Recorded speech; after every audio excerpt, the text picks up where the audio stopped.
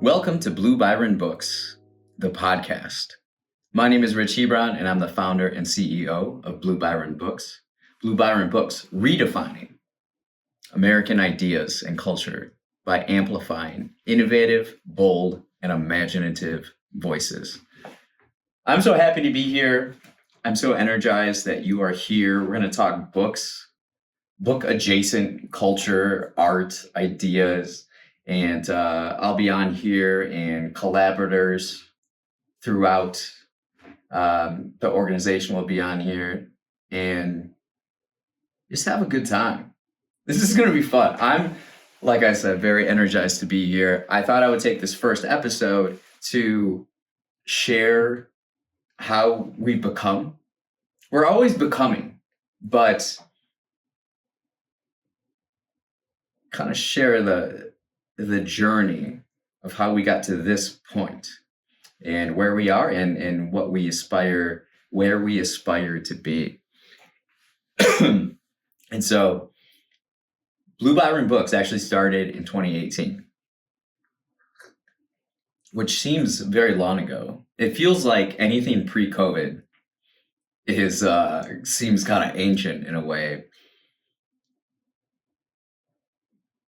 And COVID actually has part of the story, but in 2018, I was putting out a memoir called Homeless But Human. And I had been working on this for years and years and years. And my final editor, she tore it up. She's like, this is what you got to do. This is blah, blah, blah, blah, blah, right? I started from scratch, wrote Homeless But Human in 6 weeks. And as we get along to the publishing process, I didn't want it to seem like self-published in a way. And what I mean by that is I wanted it and I visualized it to look exactly like the other books on the shelves, where the book could stand on its own. So there's no aesthetic or visual miscues that would take away from the story itself. And so I noticed that a lot of these books, they're all with publishers, so they have these kind of imprints, these logos and stuff. And I thought, well, I want to create my own that way. So then it's not like unknown or uncategorized. Like, I'm going to do this professionally. It's going to be completely great and how I intend it. So it's like, what are some, if I were creating a publishing company, publishing books, what would be the name? I don't know, maybe Byron. I lived at the time in Chicago on a street called Byron Street.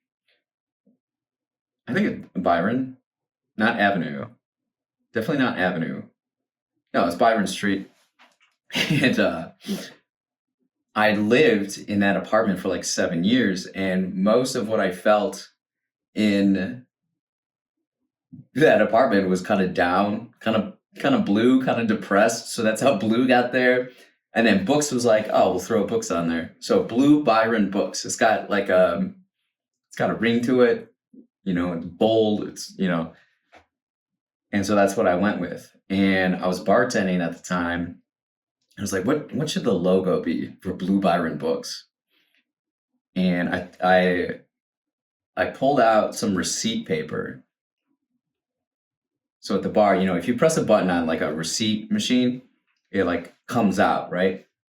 So I tore it off and I took a Sharpie and I just made a lowercase b and then made some squiggles. I really enjoy making squiggles, but I made sure that there were 3 squiggles for 3 B's, right? And I just made it with a Sharpie, like a thick Sharpie. And I was like, that's what it is. That's what the logo is. So the logo we use in everything was actually made on receipt paper while I was bartending one day in 2018. And I've used it since. If I were to create Blue Byron Books now, the logo would be quite different. Aesthetically, I used the font League Spartan, because in 2018, 2019, I was really into the Bauhaus movement, which is this art movement in the early 20th century. It was in,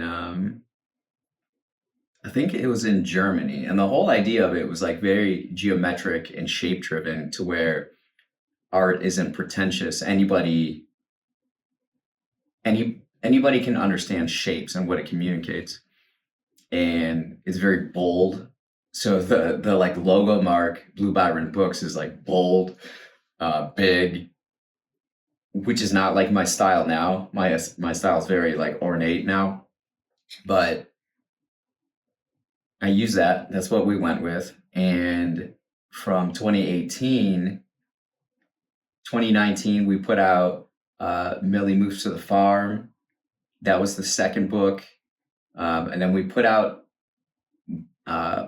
Primary Ponderings. And that was fantastic. That's like an art philosophy book with primary colors, and it has its own story in itself. And I'd worked on that. Those two books were collaborated on for the entirety of 2019. And I had ideas with other collaborators too, but those two were getting finalized to where like 2020 was coming about. And we put out The Blue in Everything, which I collaborated with Kenneth Ferguson on Millie Moves to the Farm and Sammy Sharif on The Blue in Everything, a poetry book that went along with the album Sunny Sunny by Bone Lane. And it was this really cool time where in Chicago, some really talented people were all working together, and we were in kind of this scene or collective, just like thoughtful, intelligent people, very like, I don't want to say avant-garde, very interesting, talented people working together. And then COVID happened. So COVID happened in obviously 2020, and the things we were doing kind of stopped. And one thing that I learned through the book community is like marketing. As an author, you need to market yourself, right? Have a podcast. So that's when I started Rich Conversations, the Rich Conversations podcast, which now has 450 episodes as I'm recording this. And I really enjoyed that. I really enjoyed recording, and it was just audio. Like for the podcast, it was me going to coffee shops, meeting up with other friends and other people in Chicago, and just talking about our Chicago experience, where they aligned, where they were different. But the big core about it was growth. We each felt really awesome after the conversation every single time. It was relieving. And then COVID happened, and it was like, well, we can't meet in person and do that. So I was like, oh, Zoom. Now, actually, if I can now record with anyone in the world using the internet, like that opens up the possibilities of who I can record with, how to go about it. And so I started doing that, and video was incorporated. And video became really big. And so I kept recording. I loved recording. I fell in love with recording. And Primary Ponderings came out in May of 2020. And then during this stretch between 2020 and like 2024, I was really into recording. That's where my energy was, not only recording my podcast, but I would record live music performances all around the city, gone on tour. I've did like paywall behind the scenes documentaries with Bone Lane, this alternative group. It was so much fun, but there's something in me that just, I still love books, because I'm reading this whole time as well and learning and growing. And there's something about a book. It's like very concrete. It's very resolute. It's very impactful in that it's packaged and thought through, looked over, and you put it out into the world. It's presenting an idea to the world with thought and process, rather than what I found with the podcast is it's just you put it out and it kind of goes. And you kind of say what you're going to say on here, but it's not a book. And I really missed that aspect of it. So I started in 2024 going over book ideas, actually in 2023, to where the Nuance and Notes series I was working on, and I would send that to different literary agents and publishers. This is my idea. This is what I'm thinking. I started working on the Paris and Chicago one, so I was shipping that around. No interest.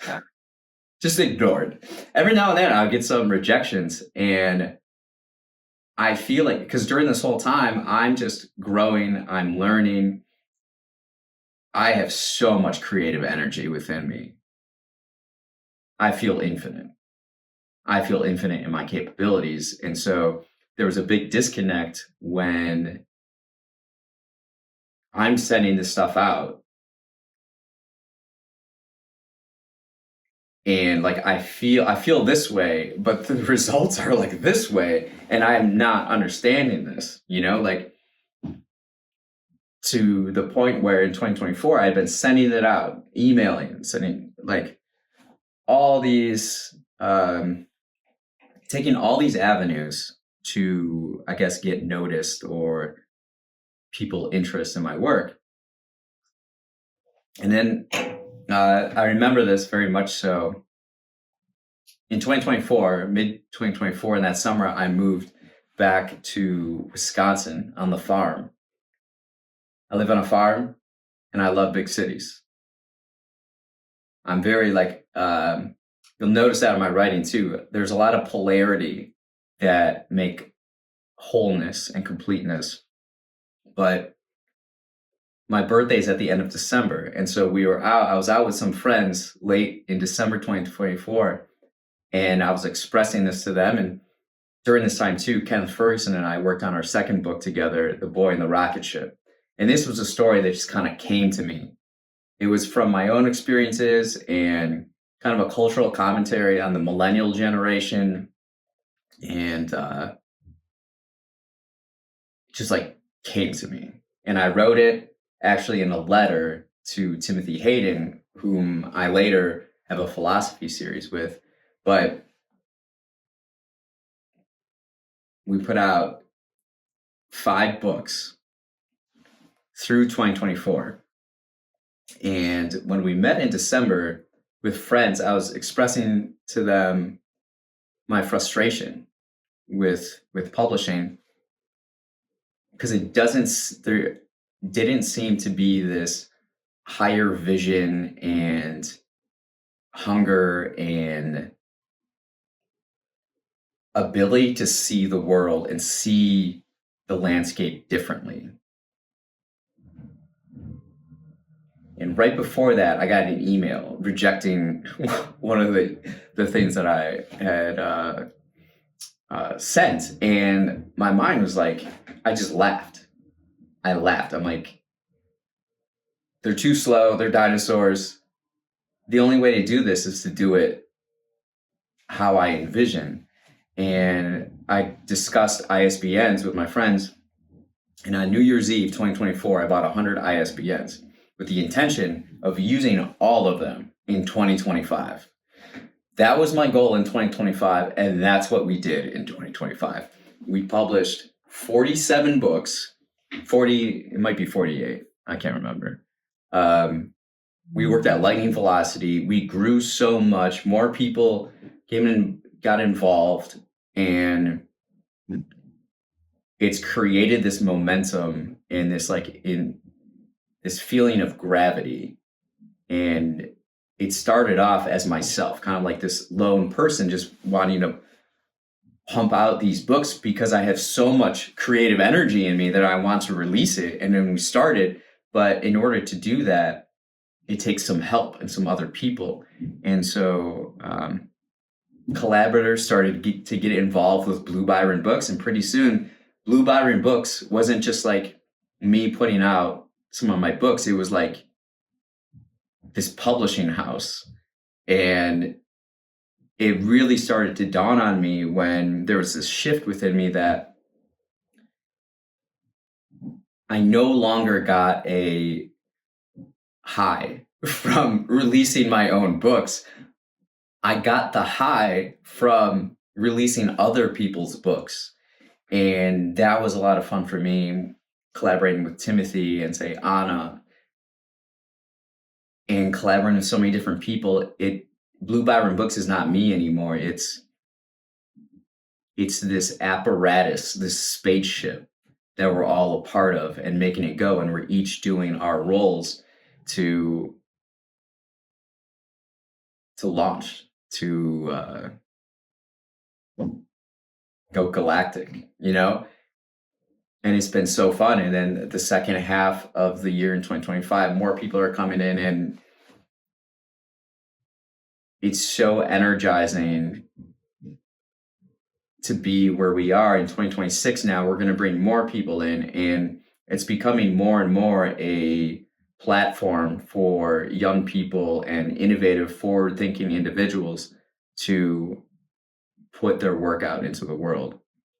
And we feel we can do whatever we want. We're not bound by conventions.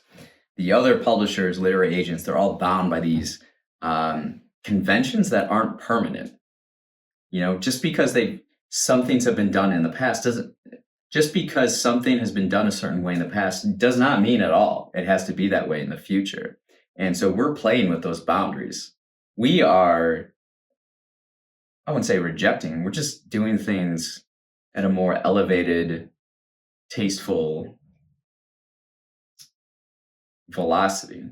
We're moving at lightning velocity, and I'm so energized to have kind of an infinite runway ahead of us. And